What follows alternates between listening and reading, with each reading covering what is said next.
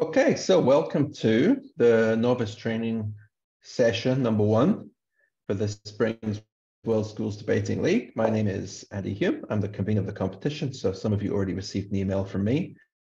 If you haven't, you'll receive lots more messages from me over the next few weeks. And long time ago, I was a debater and also have been a national team coach at World Schools. So yeah, I've been coaching and judging and debating in various formats for quite a long time. So hopefully I'll be able to answer any questions you might have about World Schools debating.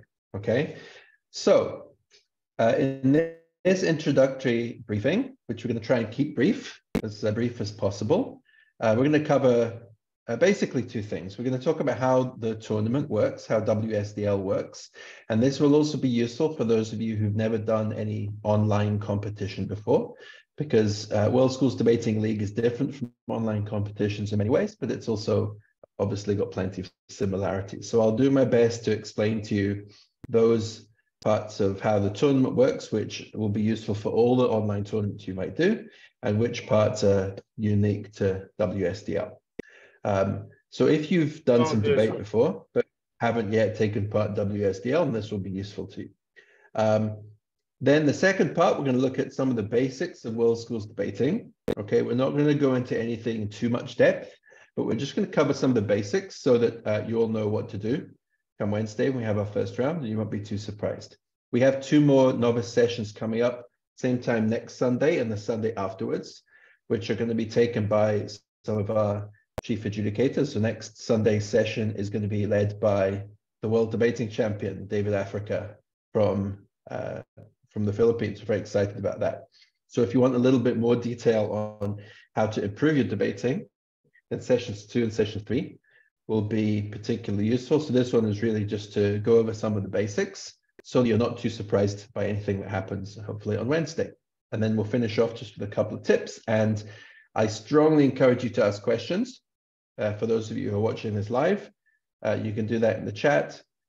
You can raise your hand, unmute yourself, whatever you like. So I'll leave lots of time during and after for questions. And believe me, no question is too stupid to be asked.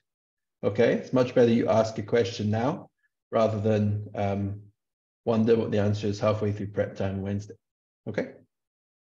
So without any further ado, let's talk about this competition. So the WSDL World Schools Debating League is a little bit unusual compared to most competitions that you might encounter, because most tournaments happen on a weekend or in a single day, but WSDL happens across 2 months. So we start on Wednesday, and then we'll continue through until the end of April with just 1 week off at the start of April, when some people have spring break or Easter, what have you. Okay, so there's just 1 round per week, but everybody's going to debate every round. Okay, so your team will debate every round, no matter whether you're winning or losing. So that's the first thing to say. Please don't drop out because you're not doing well, you're not enjoying it, because it makes it very hard for us to run a competition if we don't have teams showing up. So that would be bad. What's going to happen, I'll go into a little bit more detail about this in a second, but basically we hold a roll call at the start of every round just to make sure everybody's there. And then we're going to show the matchups for the day so you can see who you're debating against. And every week you're going to have different opponents and you're going to have a different topic. Okay, and that topic is going to be announced only once you show up into Zoom for WSDL. Okay, so there's no prepared topics in this competition. After the debate's finished, you'll get the result in every round. You also get feedback from our judges. Okay, so there's not going to be any secrets or surprises or silent rounds. You're going to get the result after every single round, and you'll be encouraged to spend some time in the Zoom breakout room with the judges or judge who's going to explain to you what you might do better for next time. And this tournament, like most tournaments, is power paired. So what that means is that as you go along, you're going to go up against opponents with a similar win-loss record to yours. Okay, so if you're winning every round and you think you're amazing, then you're going to go against other teams who are also winning, and you know it's going to get tougher as you go along. But equally, if you maybe lose your first couple of debates, you think, man, this is hard, then please persevere, because you're going to be going against other opponents who are also finding the tournament tough going. And what should happen is over the course of 7 rounds, you're going to be meeting teams on roughly a similar level to yourself. And then at the end of the 7 rounds, we're going to calculate everybody's scores based on their win-loss record. And the top teams will break to finals day, which is the first weekend in May. I think it's the 6th of May. We haven't decided exactly how many. It depends on the total final number of registered teams. Probably the top 12 teams probably would break to finals. And then we'll also select some of the next best junior teams for the junior break. So this is teams under the age of 15. And we'll explain to all of you what category you fall into and what the rules are, et cetera, as we go along. So you can check whether you're a junior team or not. Okay, that's how the competition works, basically. So every Wednesday, we're going to release the matchups in motion just around 6:45, and this all the times are China time, which is GMT +8. So obviously a lot of people are not in China or Hong Kong or Singapore. So please be very careful that you know what time zone you're in. So for example, if you are in India, then I think 6:30 China time is about 4 p.m. India time, for example. But in Nepal or in Thailand or whatever, it's going to be different. So please be very, very careful. The good news is that it's the same time every week. We will ask people to show up super early this Wednesday because obviously it's going to take a little bit longer to get things going. But every week, we would love you to enter promptly. Okay. Take advantage of the judges' time to get feedback afterwards. We'll talk more about that in a second. We also have a Discord server, which again, I'll talk about a little bit in a moment. That's going to help you to access like some tournament materials. We have a training center on our website, which has some learning materials. It has a series of short videos about World Schools Debate. It has some deeper dives into different motions. It has a student guide to World Schools Debate. It has some videos, some like previous training sessions with some great adjudicators and coaches. So you can check that out. That's on our website. There is a password. It's been sent to everybody by email. If you don't have it, feel free to send me an email and I will send you the password for that. Okay, so the two main ways that we communicate with you guys, we try not to email you every week, okay? We probably will before the Wednesday session just to make sure everybody's on time. But after that, we'll communicate mostly with like people who've been designated team managers, which is either your teacher or possibly a parent or maybe the captain of the team, whatever it might be, basically whoever registered you. So we don't intend to email you every week, right? We're going to use Zoom for roll call during the actual debates itself, the adjudication. So everything on the Wednesday happens on that Zoom, and it's the same Zoom URL every Wednesday. Okay. We also have a Discord server. If you're not familiar with Discord, it's a platform that's often used by gamers, but it's being used for our purposes to communicate with people outside of Zoom. So we have different channels in which we're going to post like debate videos, or we can post the motions and matchups and stuff like that. It's also a good way for you to ask questions to organize a committee or something like that. Now, you don't have to use this because, you know, there's, I think, a minimum age limit for Discord is maybe 12. It's also blocked in some countries. So if you're not able to get access, don't worry about it. But we will share that again in the pre-tournament email, and we will share that on Wednesday. So if you can join, we recommend you do so that you don't miss out on anything. Okay. So when you join on Wednesday, you are going to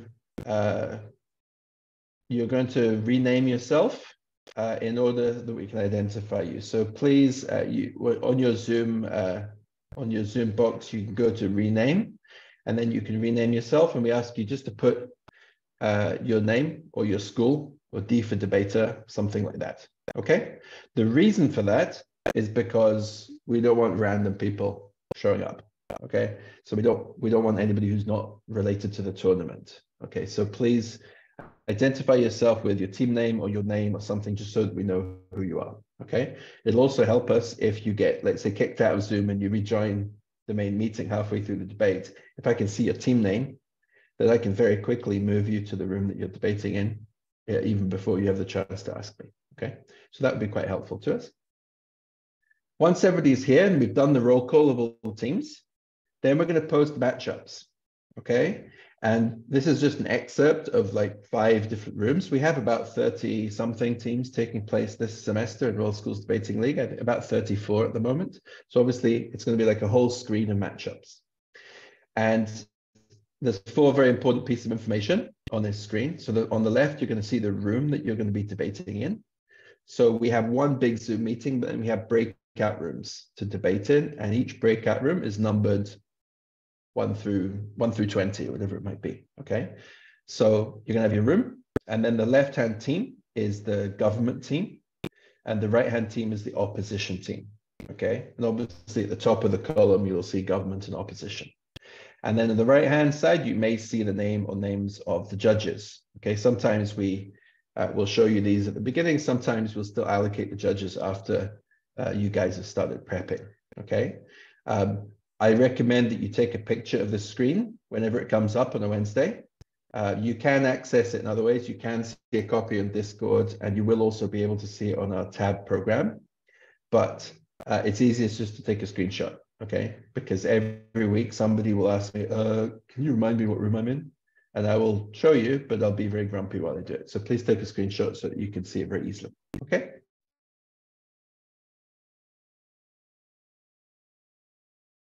Once everybody's seen where they're debating and we're going to show you the motion. We'll also, this is an example of a motion, okay? So if you've never seen what a debate motion looks like when it's on Zoom, this is what it looks like. So we're going to show you a motion, and once we do that, then you have 30 minutes to start prepping. Okay, we'll talk more about prep in a moment. But if you show up late, then we're not going to wait for you. Okay, we're going to release the motion anyway. So your opponents are already going to be prepping.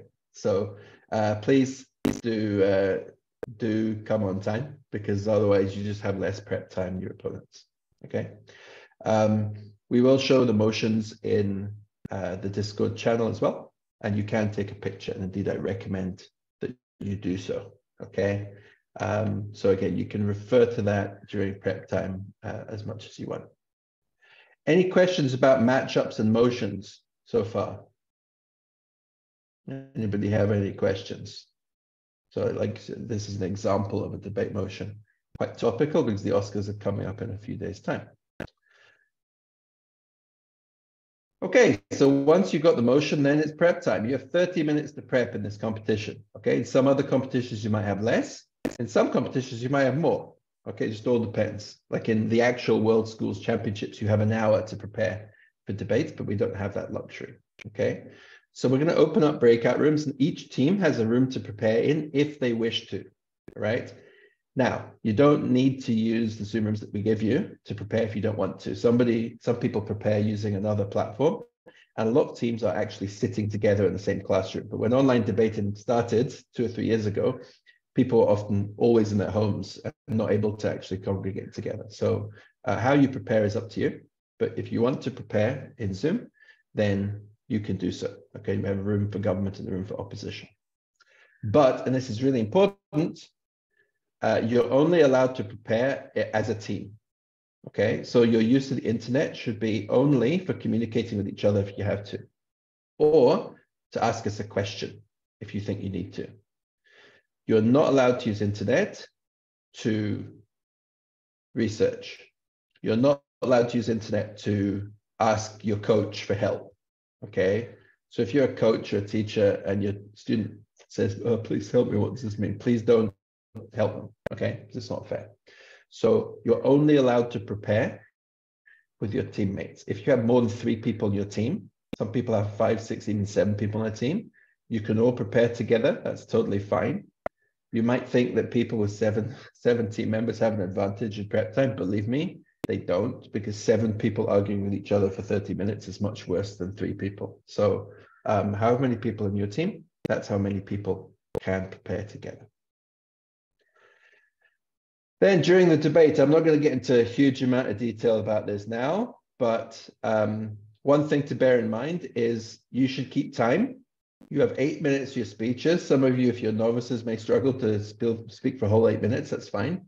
but it's your responsibility to make sure that you use your time rather than the judges. So the judge may give you some time signals, they may not, okay? That's totally up to them.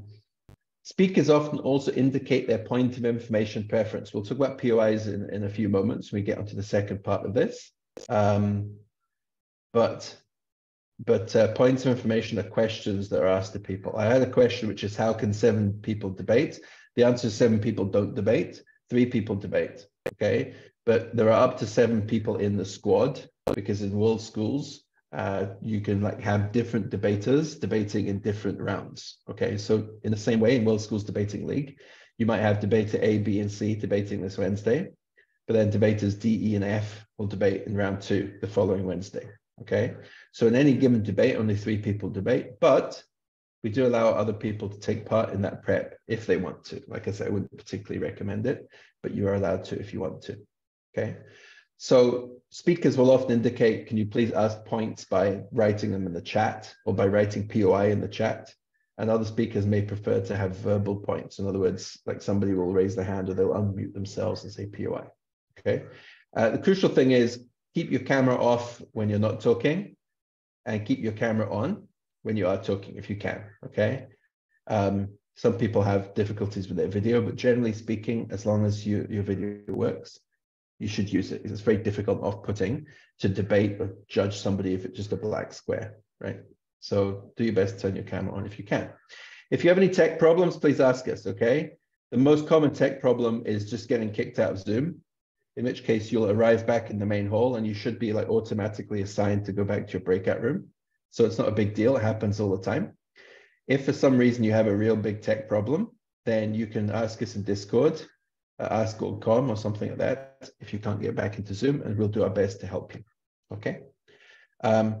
In a worst case scenario, if you can't rejoin Zoom, again, don't worry, it happens. Your teammates can continue on without you, okay? Teammates are allowed to iron person, as it's called. This means that 2 people do the debate instead of 3. It just means that somebody's going to have to give an extra speech, okay? So if you're unlucky enough to be disconnected before your speech, and you're just not able to continue at all, then your teammate will just have to step in for you, okay?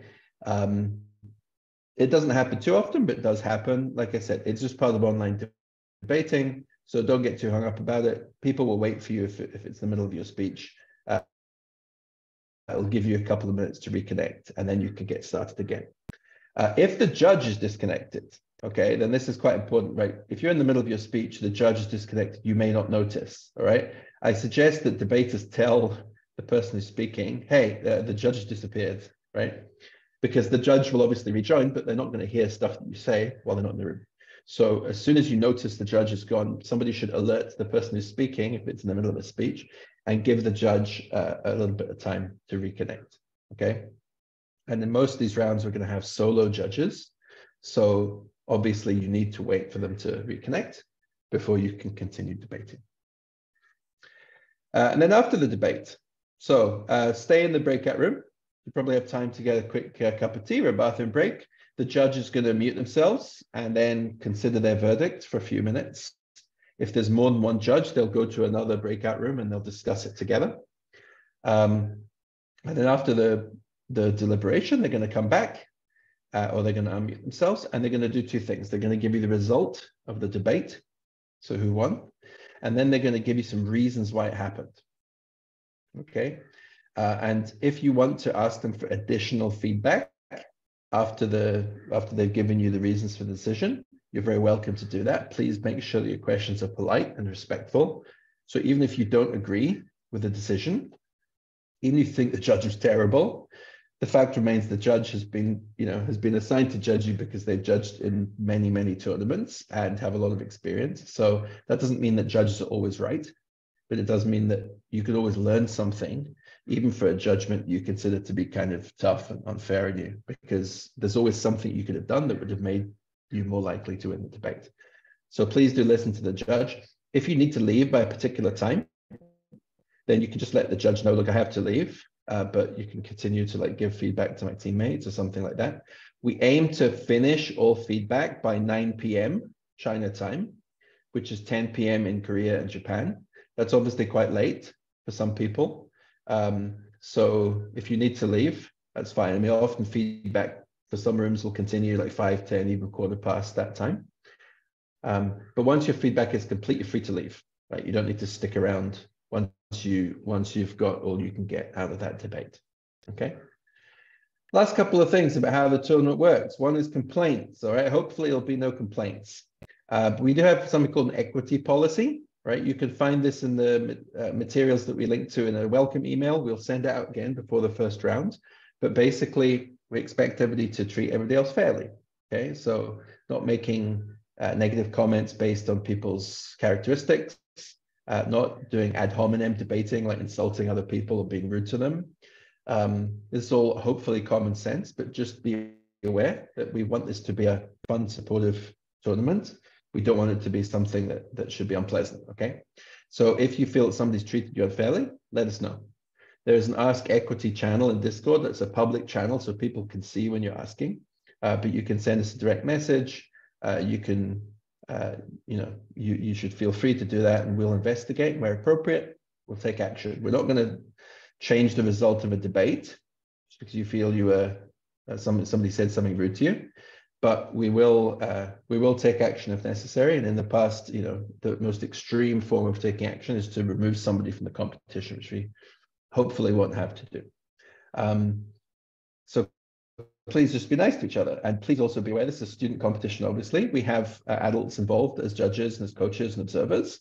All of the interactions between you as students and the participating adults should be in public Zoom rooms. So please let us know if somebody is communicating with you in a way that you think is wrong, or there's some interaction that you didn't like, because our judges and our coaches and our teachers are also well aware that they should be in the background, and the students should be the one who are in the foreground in this competition, because it is a schools debating competition.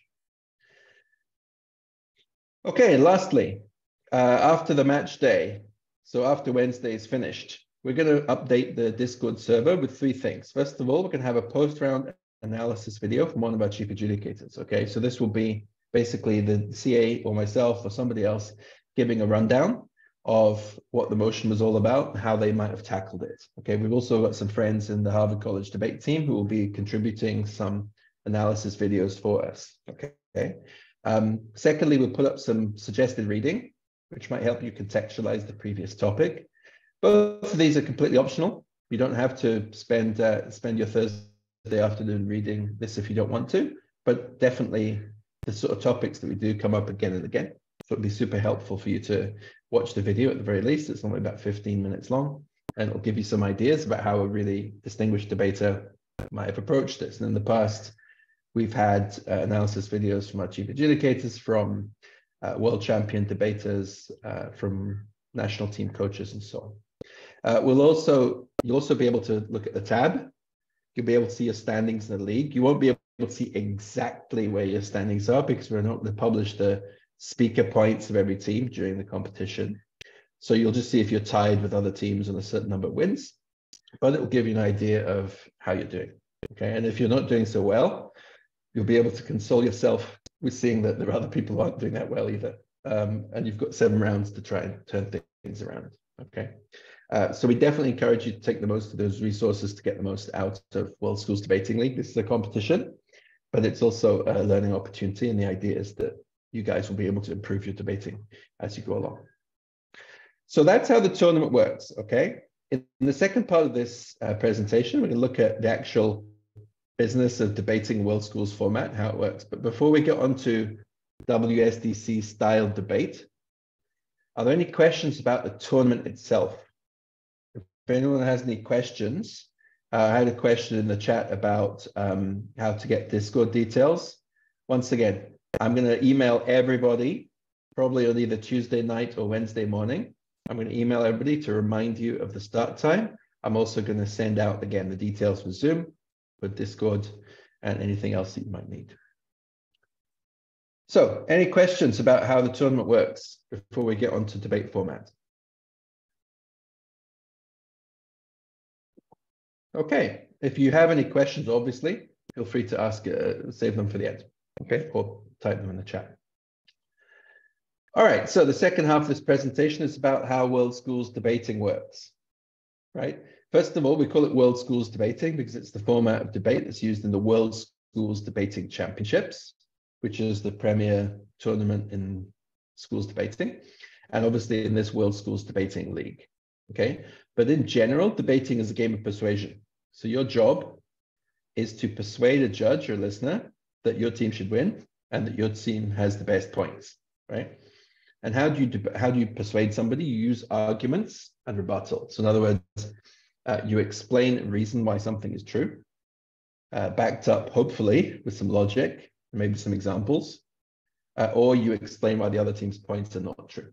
In other words, you refute the opposition's team's points, okay? You don't win a debate by shouting loudest. You don't win a debate by sounding charming. I probably did win some debates back in the day by doing that, but it's not really a very good strategy. And in World Schools Debate, we have two teams, government and opposition. Okay, sometimes they're called proposition, opposition, or positive and negative, or affirmative and negative. Doesn't really matter, okay? There's two teams. One team's job is to agree with the topic. The other team's job is to disagree with the topic. And on each team, there are 3 to 5 people in each team. And in World Schools Debating League, we allow you to have up to 7 in your squad, but only 3 of them actually debate each round. Okay, so if you have 6 or 7 people in your squad, they don't all have to come every Wednesday, right?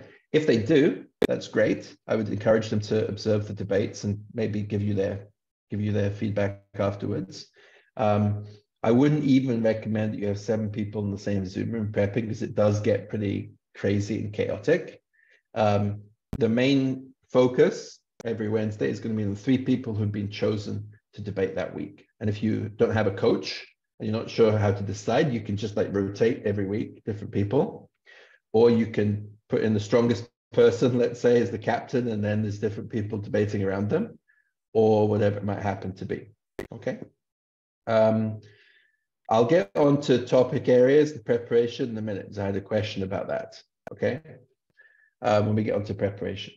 And your time limit for speeches is 8 minutes, which is a long time, okay? So if you're a novice, don't worry, because you're probably thinking, how am I going to fill 8 minutes? Well, maybe you won't, okay? Maybe a speech will be 4 or 5 minutes long. That's fine. But obviously what you're aiming for is to try and speak for as much of this 8 minutes as possible. And then when we come to the reply speeches at the end, which we'll talk about in a moment, then you have 4 minutes for that, okay? So it's half as much time. We'll get into more detail on the roles of the speakers in just a minute, okay? So you're going to see a debate motion. We saw an example of a debate motion a little bit earlier on, okay? A debate motion or the debate topic is going to be impromptu in this competition. What we mean by impromptu is you're not going to know the topic until Wednesday evening when you log on to Zoom. If you're not actually taking part in this competition, but you're interested in online competitions generally speaking, some World Schools competitions have some prepared topics where they tell you the topic a week or a month in advance. So for example, our colleagues in the Harvard College Debating Union are running a tournament in late March for those who are lucky enough to be able to fly to Boston, Massachusetts, and they just released the topics for the prepared rounds this morning. So those debaters can now start preparing those topics. But most topics and most competitions are impromptu. So you're going to get the topic and you're going to have to prepare without internet, just using whatever happens to be in your head for 30 minutes. We'll talk about prep more in a minute, okay? But the motion for debate, or the topic for the debate, usually starts with the word "this house," because this is parliamentary debate. So imagine it's like a house of debate. And your job is to agree or disagree with a statement in the topic, depending on whether you're government or opposition, okay? Sometimes the motion will be preceded by what we call an info slide or a context slide, okay? So if we think maybe it's a slightly complicated topic, or we want to clarify something which people might not be sure about, then we add one slide before the motion, which gives a little bit of information, okay? So if the topic is, let's say, I don't know, this house believes that K-pop is bad for teenagers, okay? Then we might have an info slide beforehand to explain what is K-pop, because some people might not be familiar with Korean pop music and might need a little bit of context, okay? So you can feel free to take a picture of the info slide, take a picture of the motion slide, If you still don't understand what the motion means, once it's up, then you can ask the CAP, in other words, the Chief Adjudicator panel in Zoom. So the person who announces it will either be myself or one of our Chief Adjudicators, and they will say, are there any questions or any clarifications? And at this point, if you don't understand what K-pop is, or you're not sure about something, then this is your chance to ask. And you'll probably feel quite stupid when you ask, can you tell me what this means? But it's better to ask rather than not be sure. And then at the end of prep time, you realize you didn't understand something, okay? So you can feel free to ask and the CAP will explain to you, or they might say, that's up to you to decide, or something like that. They might not explain it to you if they think it's either super obvious or it's something you should be expected to know, right? So they might give you some tough love sometimes. But feel free to ask. It's always best to do that. We're going to talk about different types of motions in a little moment. But definitely during prep time, it's worth thinking about what you might need to define. So the job of the first speaker is going to be to define certain key ideas in the topic, okay? So that's what a motion looks like, and that's what you'll see at 6:45 on Wednesday and every Wednesday after that. And then you have prep time. So like I said, you have 30 minutes in this style debate to prep. In other competitions, you might have 15 minutes, you might have 40 minutes, you might have an hour. It just depends, okay? Like I said, you're not supposed to Google, you're not supposed to look something up. You shouldn't go to the Wikipedia page for K-pop and start researching it. You shouldn't ask your coach or your mom or your cousin who happens to be big into K-pop, okay? Now you may think, well, nobody will know if I look it up. And you might be right. Nowadays, we have AI that can probably cheat for us in debate competitions. It does seem kind of pointless to debate if you're going to do that. More to the point, and no offense, but if you as a relatively new debater suddenly start being extremely eloquent about Korean pop music, and you've pasted something from the internet, we can always tell, right? You sound like what you are, which is somebody's reading something they just pasted off a website. So please don't do it, because at the very least, the judge is not going to be impressed, and at most, we might disqualify you. I don't think we should do that unless there's like a really obvious cheating, but be aware that it's not allowed, okay? During prep time, what should you do? You should think about the context of the debate, okay? So why is this motion being set? Why did the chief adjudicators think that K-pop might be bad for you, okay? What is the problem that the motion is trying to solve? Is the problem getting better or worse? Because that's really important in the debate, okay? If you're on the pro side, what is the problem with K-pop that might possibly lead somebody to want to ban it?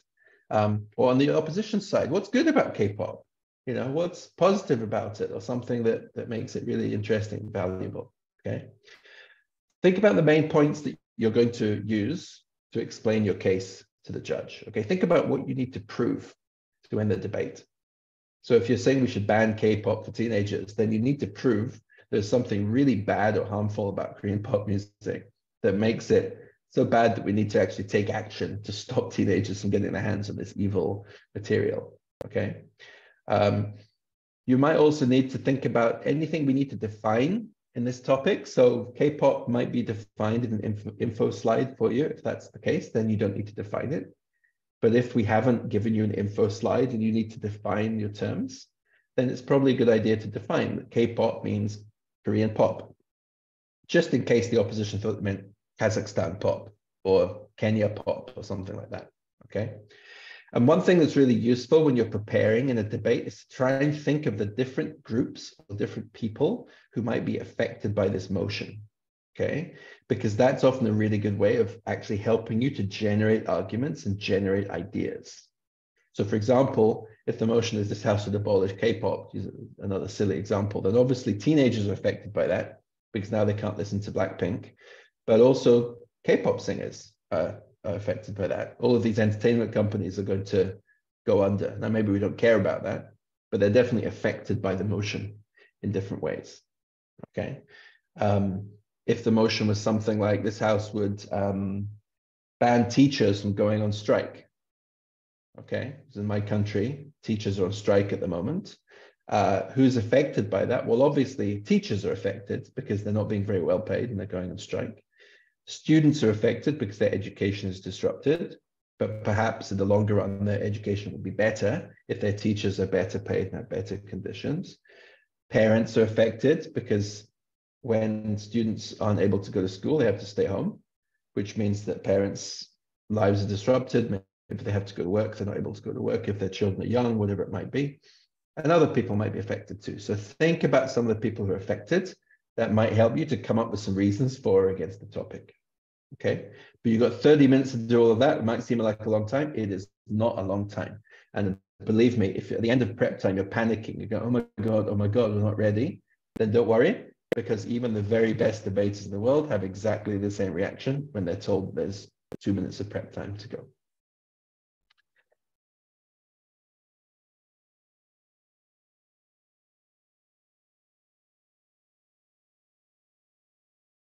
Of the speeches, okay? So the speakers have these parliamentary names, right? If you're not sure about these, that doesn't matter. You can talk about the first or second or third speaker and the other team. You don't need to memorize these.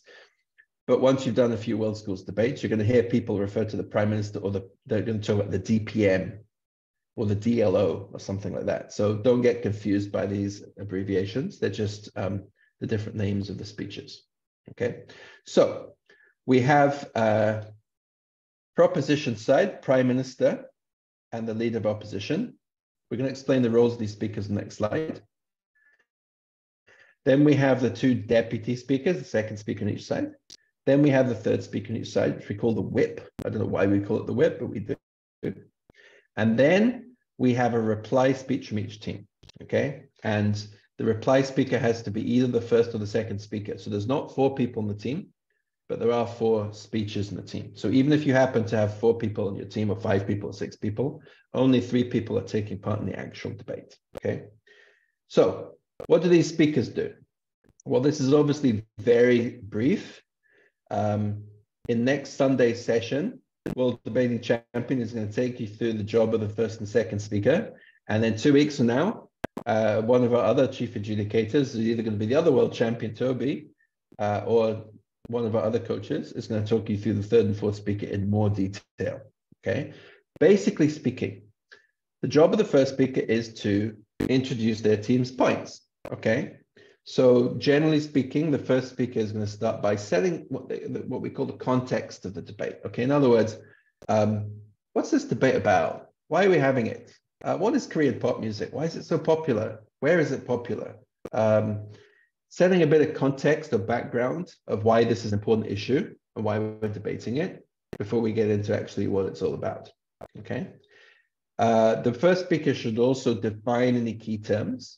So these are key terms which you think might be misunderstood by the other side, or you think are maybe contentious, okay? So if the topic is teachers should not be allowed to go on strike, right? Then you might want to define, it's kind of obvious what that means, but you might want to define, for example, are we talking about teachers only in public schools and government schools, or are we also talking about teachers in private schools? Are we talking about school teachers or like university teachers as well? What about debate coaches? Are they counted? Now, these may be not super important questions, but it's normally better to just like define your key terms. So you would say something like, we define teachers as being all teachers in elementary, middle, high school, both public schools and private schools would be banned from going on strike. Okay, nice and clear. Sometimes we may need a model or something. We'll talk about that at the end when we talk about different types of motions. But both the Prime Minister and Leader of Opposition generally should introduce their team's arguments or introduce what we call their case. Okay, so we talk about a constructive argument. We'll explain what an argument is probably the next slide and the slide afterwards. But basically, this is where your job is to explain why the judge should vote for your side. Okay. The Leader of Opposition can also spend some time rebutting against the Prime Minister's points. So in some types of debate, the first speaker just like says their speech they prepared during prep time, okay? And they don't reply to the other speaker at all. But in World Schools debate, you should start replying to the pro side, like as soon as you're starting the opposition case. Obviously, the Prime Minister can't rebut unless they're psychic.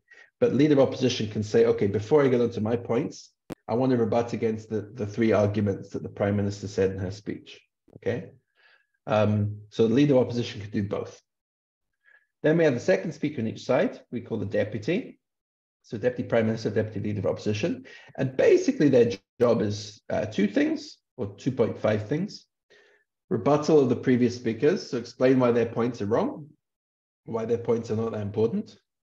And then reminding the judge about your own team's points, and this means maybe rebuilding them. So if the other team attacked them, you need to explain why those attacks don't make sense, okay? So let's imagine that your prime minister said teachers should be banned from going on strike because, I don't know, students' education will suffer, okay? And the leader of opposition says, well, come on, we're talking about teachers going on strike for 1 or 2 days, right? Students' education is not going to suffer if teachers are away from school for like 2 days during the semester. So your job as the deputy prime minister would be to try and rebuild your argument, okay? Why is it actually education will suffer if teachers are away for a short length of time, okay? So either you might say, actually, it's not true. Actually, teachers can go on strike for weeks and weeks, right? So students' education really will suffer. Or you might say, look, even if teachers are only away for 2 or 3 days, that could be like right in the middle of exam period, and it's going to completely mess up our education. So there might be different ways that you could rebuild your team's points. And then at the end of the speech, the second speaker can, if they want to, make some more arguments. They can make an additional argument to arguments, like a new point on their side. You don't have to, but a lot of speakers prefer to continue. I've got some more excellent reasons why we should ban teachers from striking or against it, okay? Then we have the third speaker. The third speaker is called the whip. And the job of the third speaker is, again, to rebut the previous speakers, but then to explain the main clashes in the debate and why your team has won those clashes, okay? So in other words, your job is not to bring like new reasons why you've won, but rather to look at the main areas where the two teams' arguments clash and explain to the judge why you won those clashes. So for example, in the debate about teachers being allowed to go on strike, one of the clashes might be about quality of education for students, okay? On which side of the debate do students get better education? And the pro side will say, well, we get better education because teachers are not going on strike. And the opposition will say, well, that's not true because in your world, if teachers aren't allowed to go on strike, they're going to be miserable, they're going to be unhappy, they're going to be badly paid, and the best people will leave teaching profession and go into other professions, so students will get worse education. So one of the clashes this debate is, on which side of the debate do students get better education? Your job is to explain why it's on your side of the debate. So you explain, what did they say? What did we say? Why is what we said better than what they said? And that's the explanation of a clash. So again, we're going to talk more about that in a couple of weeks' time when we have our third and final novice session 2 Sundays from now. Okay, that's the job of the third speaker, the whip speaker. And then at the end, we have something called a reply speech. We had a couple of people asking, what is a reply speech? So in this form of debate, each team gets one chance to sum up their case and try and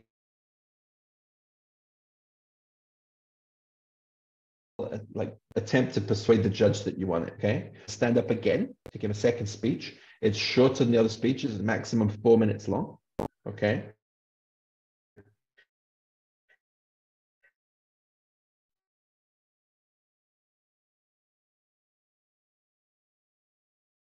Speech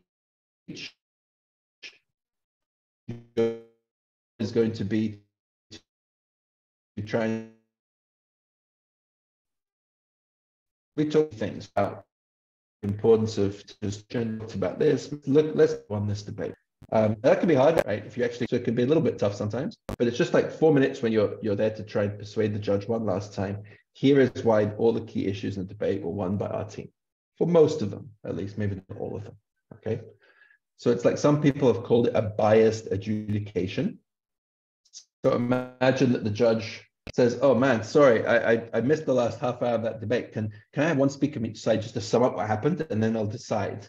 Okay, hopefully that would never happen. But if it did, you would want to sum up the debate, but you would be doing so in a kind of biased way, right? You're not going to be completely objective, because if you are, then the judge might vote for the opponent. So that's a reply speech. Okay. And that's, in a nutshell, the roles of debaters. Like I said, we'll go into more detail about these in the coming 2 sessions. So a couple of final things, or a couple more things, just to give you some basics about World Schools Debate. This is a kind of like generic speech structure, which you can use in any debate speech. Obviously, in different speeches in a World Schools Debate, you have to do slightly different things. But generally speaking, you want to have 4 parts to most speeches, right? First of all, you have an introduction. So what you're going to talk about, maybe the context of the debate, maybe you have to define the debate if you're earlier on in the debate. Then rebuttal. So you're refuting opponents' arguments, explaining why either they're wrong or why they're not important in the debate, okay? So we don't really have time to get into rebuttal very deeply, but it's really important you don't just explain why your ideas are awesome, because the other team might have awesome ideas too. So you've got to try and attack their ideas, but you don't attack them just by saying, oh, your argument sucks, okay? You need to explain what's wrong with it. So either it's illogical, it just doesn't make any sense, or it's factually wrong. But more often, it's like, well, you might be right, but it's not really a very important argument. So our argument is more important, right? So that's why it's really important to do the 4th thing on this list, which is always be explaining why your arguments are superior to the other side's arguments, right? Because in a debate is always comparative, and particularly World Schools Debate. There's 2 teams, and they're battling out for nearly an hour, okay? The other team will say smart things and correct things. They're not everything they say is going to be wrong. So your job is to explain why your points are better than their points, right? It's all about comparison. And when you explain an argument, one way that we often teach this in our own debate classes is to use the acronym CREI, which is claim, reasoning, example, and impact. You don't have to do it this way, but it's really important when you're trying to persuade a judge. It's not enough to say, I like this, or I don't like this, or I think this. You need the judge to think the same thing. So you're going to make a clear claim, which is students' education will suffer if teachers are not present. Then the reasoning, okay, which is kind of obvious, but you would explain why you think students' education will suffer if there's various days when the teacher's not in school. Then you might give an example, either an example from your own school, an example from your country, or it could be a hypothetical example to illustrate what you're talking about. And then very importantly, to talk about the impact of this argument. So if your argument is true, well, why is it important? Why should the judge care about your argument? Because an argument can be true, but it can still not be important, right? So a team could say, well, teachers should be allowed to go on strike because then they can sit at home, play games, and have a nice cup of tea on their day off, right? That might be true. That might be how a teacher spends their day on strike. But it's not really a very good reason for them to go on strike. So it wouldn't be a very impactful reason in debate. So impact is really important because it's what tells the judge this is really important, because if you agree with this, they need to vote for us and give us the win in the debate. Okay, so it's like the general way that you can approach a speech. So last couple of things, points of information. So if you've ever done British parliamentary debate or World Schools, you'll already know this. But you are allowed to ask questions. These questions should be short, right? So they should, like, you ask a question, you sit down if you're in a room, or you ask a question, then you mute yourself again if you're on Zoom. They should take no more than 15 seconds, and you can only offer them between the 1st and 7th minutes. In other words, not during the 1st or last minute of somebody's speech, okay? And if you're making a speech, then you don't have to accept the point when it's offered to you. You can say, yes, I'll take your point. You can say no. Like if you're actually physically debating with somebody, you can wave them down like that. Obviously, you can't really do that online. You could ask them to wait. You say, I'll take your point in a moment. Right. So it's up to you completely whether and when you take a point. But if you get offered lots of points and you don't take any, then you probably get marked down by the judge for not being willing to engage with the other team. Okay. So sometimes you might not get asked any points at all. It's quite common, unfortunately. Or you might get asked one after 2 minutes and then nobody asks you a point again. But if you are offered points, then at some stage in your speech, we recommend trying to take one, okay? And you can specify, as we said earlier, how you like to receive these. So your 2 choices are basically to prefer to receive your POIs verbally, what that means is that somebody should unmute themselves during the debate and they should say POI, or point of information. That is better in the sense that it allows you to like immediately know somebody wants to offer a point, but it might put you off, right? You're in the middle of speaking and somebody suddenly unmutes themselves, so point of information. It might really put you off your speech. So some people prefer to have POIs asked in the chat. And what that means is somebody's basically going to type point or POI and put it in the Zoom chat in your breakout room. The downside of this is you might not notice it, okay, or you might pretend not to notice it, but the upside is that it's less disruptive. And then you say, yes, I'll take your point. And at that stage, the speaker will unmute themselves and they will ask their point, okay? So that's points of information. Don't get too hung up about it, but when somebody asks you a question, basically, if you want to, then you can accept their point, right? Sometimes it's a difficult question and you don't really know how to answer. You still do your best, okay? Do your best to try and answer it. They're not going to ask you some weird factual question like, you know, what's the population of Botswana, something like that. The point of information should be like either a rebuttal or a question. A lot of people think it has to be a question. It doesn't have to be a question, but it needs to be something you need to respond to, okay? So if I stood up to make POI and I'd say, point of information, it's a pretty hot day today, don't you think? That would obviously not be a good point of information because it's not really asking anything important of the speaker. But if I wanted to, I could say, point of information, you say that students' education will be disrupted, but most teachers are only taking 1 or maybe 2 days off strike in a year. So how does that really disrupt students' education? Okay, that's, I mean, it's not really a question, it's more of a rebuttal, but that's still a quite good point of information because now the speaker needs to respond. Okay, so that's POIs. And the last thing I want you to remember is that debate is not an essay contest, okay? So your style is also important, your delivery is also important, and this can be really talked about in 2 ways. One is verbal and one is non-verbal. So your verbal delivery, which is really important in online debating, is things like your volume, which hopefully shouldn't be a problem, but sometimes if people have bad microphones and they're sitting a long way from it, they can't be heard. Okay, so that's bad. Pace, try not to speak too quickly, particularly online again, because it can be difficult to pick up your words. And then tone and clarity, try and vary your voice. So you're sitting there and you're thinking, my God, this guy Andy is really boring. Okay, I'm doing my best here, guys. But in an 8-minute speech, you have the opportunity to vary your tone a little bit more, make yourself more interesting to listen to. So please do it. And lastly, clarity, again, really important online debate, really important if you're lagging a bit with your connections. I probably have at some points during this presentation. There's no point in after the debate saying, oh, the judge said they couldn't understand what I was saying, right? And complaining about it. Like, try and speak as clearly as you can. Try to enunciate your words as clearly as you can. And if you need to in a speech, like repeat something you said earlier, like summarize it at the end of your speech so that the judge definitely understands what you're saying. So that's verbal delivery.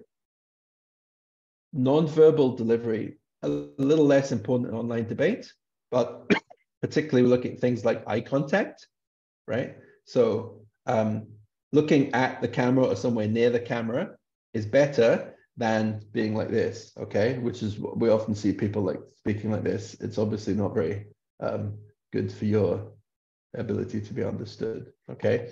Or sometimes you have people just kind of looking down like this, and then I'll just see the top of their head. Now, luckily I'm not bald, so it's fine, but it's still kind of off-putting. So try and remember that you're speaking to people who are listening to you through a camera, and you need to, you know, speak to them, not somebody else. Hand gestures, probably less important online debating. Posture, less important online debating, but really important in in-person debating. Like you want to stand up straight, you want to look confident, even if you're not confident, even if you have no idea what you're talking about. Don't let the judge know, because the judge might not notice, okay? So this is as much about style as anything else. In World Schools debate, technically, 40% of your score is on style and delivery. So the more stylish you can be, the more likely you are to win over a judge with your excellent content. And please be polite, okay? You don't need to be super formal, but you'll hear people saying things like sir and madam, or they'll call you the opposition whip or prime minister, whatever it may be. That's part of the fun of debate. So please try and be a little bit formal, rather than say, oh, that guy said this or whatever, okay? It's not MUN, so you don't have to say this delegate, that sort of thing. but a little bit of politeness goes a long way. And you may be invited to give your preferred pronouns. Okay, so many competitions invite a pronoun policy nowadays, in which they invite you to say whether you prefer he, him pronouns, or she, her, or they, them, or some other combination of personal pronouns to refer to yourself. You don't have to do this if you don't want to, but if you do, then please, other people should respect the pronouns that you wish to be referred to by. Okay. Last thing we talk about before we finish, let you guys go about your weekend, is different types of motions. So you're going to see 3 or 4 like very common types of motions. When I say type of motion, I don't mean like the topic itself, but like the wording of the motion. And it's useful to understand these. These also come up in British parliamentary debate as well. So the motion types in both World Schools and British Parliamentary are basically the same. So this will be super useful for any parliamentary tournament. Okay. The most common is this house would, or THW, right? So you may see THW at the beginning of a motion. You're like, oh my God, what does this mean? Right? Well, it means this house would.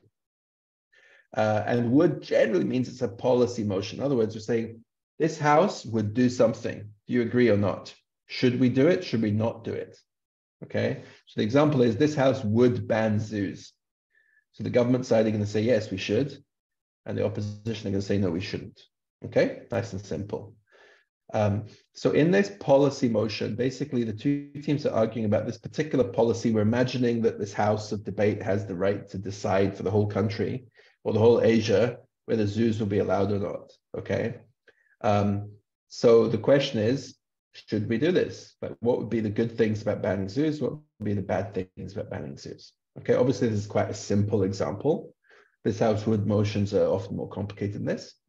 But in this house would motion, you're arguing about whether we should do something. We should pass some law, something like that. Okay. Sometimes in this house would motion, it's useful to provide what we call a model or mechanism, right? This is slightly more advanced debating. So if you're a novice debater and you have no idea what I'm talking about, don't panic too much about this. This is something you'll pick up as you go along, but it's quite important just to explain what we mean by this. Okay. It may be necessary especially in the THW motions. What that means is, how would we do the thing that we want to talk about? So you see at the bottom here, should provide a mechanism as to what you mean by the ban or how you would go about that. Okay. So sometimes in debate, you need to explain how you would do something, right? Now that doesn't mean that you need to have like a very carefully thought out 28-point plan as if you're a government minister about to propose a new law. But you sometimes need to give us some idea what you're talking about. So if the topic is this house would ban teachers from going on strike, well, it's fairly obvious what that means, that the government just says you're not allowed to go on strike. We banned it. Okay, that was quite simple. But sometimes it's a little bit more complicated than that. So the motion might be, if we're talking about this house would ban zoos, for example, you might want to give a mechanism for how you would do this. Because if we ban zoos on Monday morning, we just shut them all down, what's going to happen to all the animals? What's going to happen to all the people who are employed in the zoos? What's going to happen to all the tickets they already sold? Well, probably what you'd do is you would say, we're going to phase out, we're going to abolish zoos over the course of next few years, right? So we're going to stop giving new permits to zoos. We're going to slowly relocate the animals to either to the wild, if it's possible, or to like a scientific research facility somewhere.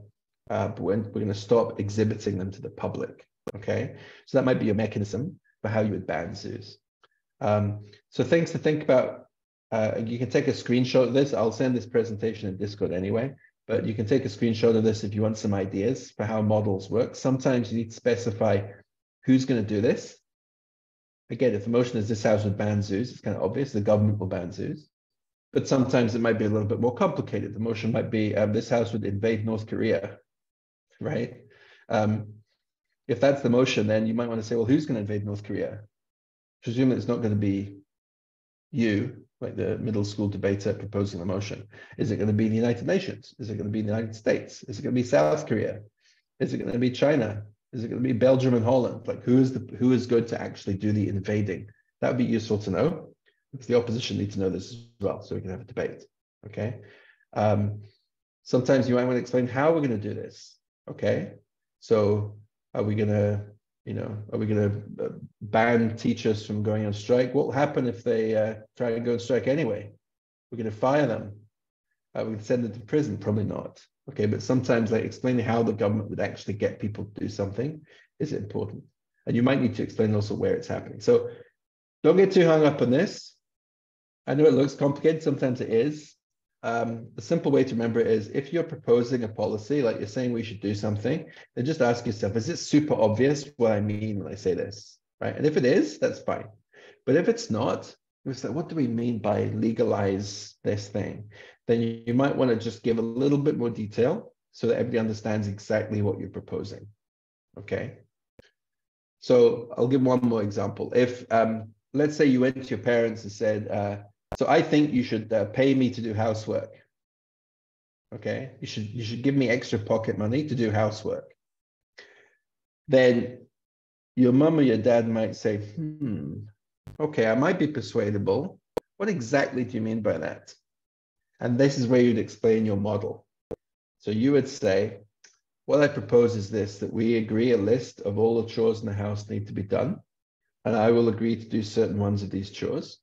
And then once I've completed each chore, you can check my work. And if you're satisfied with my work, you give me $5 per chore, whatever it might be. That is my model, okay? And that's important because if the model is something completely different, if you're saying, well, every time I do a chore, you should give me $100, your parents are probably going to say no. You're crazy, I'm not giving you $100 to take out the trash. But if it's $5 or $1, then your parents might say yes. So the model or the mechanism is sometimes really important because it helps us decide if it's a reasonable policy or not. So it's a good idea to give a little detail, okay? A couple of other types of motions you may see very quickly. This house believes that motions are also very common. And this basically means you're arguing about whether something is true or not, or more true or not, okay? So this house believes that the war on drugs has done more harm than good, okay? We're not arguing about a policy. So we're not saying the government should do X, Y, or Z. We're saying the government has fought this thing called the war on drugs, which might have an info slide attached to it. Has that been good or bad? Okay, so you might still need to define what do you mean by the war on drugs? How do we determine whether it's good or bad? Like harm, what is harm? So you might need to define those terms, but basically argue about whether something is true or not, whether something is good or bad. So this house believes that Coke is better than Pepsi. Okay, it doesn't mean that you need a policy for forcing everybody to drink Coke. Just means you're arguing about whether or not something is true and the reasons why that's true. Okay, so this also sometimes it's called a value debate. Also a very common type of motion. And then the last couple I want to talk about, this last slide, I think. This house supports, this house opposes, this house regrets. So these are also really common debates in both British parliamentary and world schools debate. They look complicated, they're not really. They're basically saying, here's a thing, do we support it or do we oppose it? So it's kind of similar to this house believes that, just phrased slightly differently. So instead of saying this house believes that Coke is better than Pepsi, you might say this house prefers Pepsi to Coke. Or you might say this house supports the war on drugs or something like that. Okay, so in this case, all you need to do is explain why you would support or oppose something. Okay, and in the case of this house regrets, it's the same. It's just something that probably happened in the past, right? So this house regrets the decision to hold the World Cup in Qatar in 2022. Okay, this house regrets the election of Donald Trump in 2016. Right, that might be a motion where you're basically, so this is a thing that happened. Is it good or bad? Okay, so that is what we call this house supports or this house opposes motion. Are there any questions about any of these topics? Any questions about any of these kinds of motions? No? Okay, so tips for success and how you're judged is something I can probably share in Discord because I don't want to take up any more of your time. Just think about the basics, okay? Who has the best points in the debate? What did you prove? How important was it? Make sure that you're engaging with the other team and listening to them, rebutting them, okay? Don't worry too much about how you sound or what your accent is, right? The world champions of debate, the team in World Schools, the team from Hong Kong, world champions of debate in university level, team from Philippines. Your accent, your native speaker level is not the thing that determines where you win a debate. It's about how clearly you can express your arguments, and that can be done with a big vocabulary or a small one, okay? And bear in mind, no team wins every single argument, okay? So even if you're the best team in the world, you're going to lose some points, not a big deal. The main thing is to explain to the judge how important were the points that you won, okay? So don't say that every argument in debate from the other side was nonsense, it was trash, because you're just going to harm your credibility to the listener, right? The fact is, they'll probably say some sensible things. You say, this is quite a sensible argument, still wrong. I'm going to explain why, okay? So yeah, my tips for success during World Schools Debate League and generally in debate: read the news, try and know what's going on in the world. You don't have to spend 2 hours every day on news websites, but have some idea what's happening because it might come up on Wednesday, who knows? Make sure your arguments are both true and important. We already talked about that, and explain why both are the case. Make the most of prep time before the round. So like I said, you're not going to get the motion before Wednesday in this type of competition. So make the most of the prep time on Wednesday, okay? Because that's the time you're going to have. Listen to your teammates, listen to your opponents. It's kind of obvious. A lot of people don't do it. They just talk about the thing they want to talk about. They don't listen to anybody else. Those people will never be great debaters, no matter how good they are at talking. Engage throughout the debate. In other words, listen to your opponent and respond to what they said, not what you think they said or what you thought they were going to say. Really make the most of feedback after the round, even if you lose your first couple of rounds because you're new to debate, and maybe you're going to lose, maybe you're going to lose big, right? Maybe you'll go up against a team who's like super experienced and you'll get massacred. You're like, oh, this is terrible. You're going to learn something, I guarantee you, right? If nothing else, you're going to see a really good team and think, wow, okay, now I see what we're trying to do.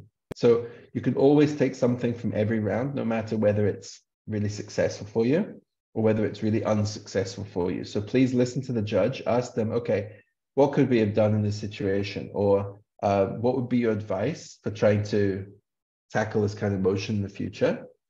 Last thing I would say is you may not know anything about the topic when it comes up. You may panic. Again, don't worry. The other team might be panicking too, right? If you get a topic and you're like, I have no idea about this, there's a very good chance the other team doesn't have any idea either, right? Even if they do, worst case, they know more than you, and maybe they'll win the debate. It's not the end of the world. But the next time you debate that topic, you will probably be the one who knows more about it, and your opponent will be the one panicking. So take it as a learning opportunity. World Schools Debating is really awesome because you cover so many different topics in the tournament and the semester that by the end of the semester, if you do this tournament, one or two others, you're going to feel like you've covered like 20 or 30 different topics because you probably will have done. And you won't be an expert in each one, but it's going to really like help you to explore these topics in the future and know a little bit more about each one. So please have fun, because this is not meant to be like a difficult academic exercise. It's meant to be fun. And that's why a lot of people continue debating long after their teacher has told them to stop, long after their parents have said, are you still debating? You have people going to college and continuing to debating after college, or even like old people like me occasionally continue to be involved in debate. Okay, so that brings us to the end of this presentation.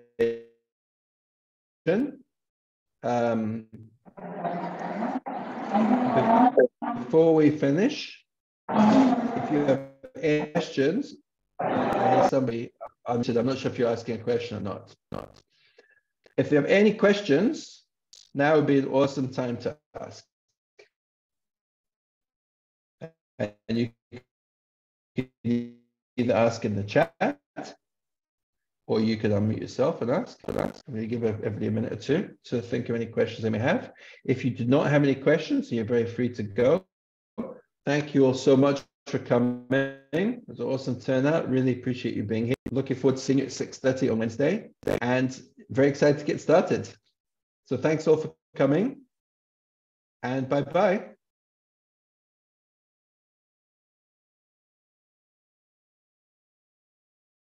Thank you, Sean.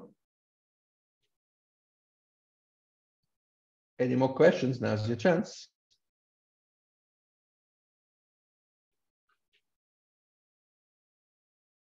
Thank you, Matthew.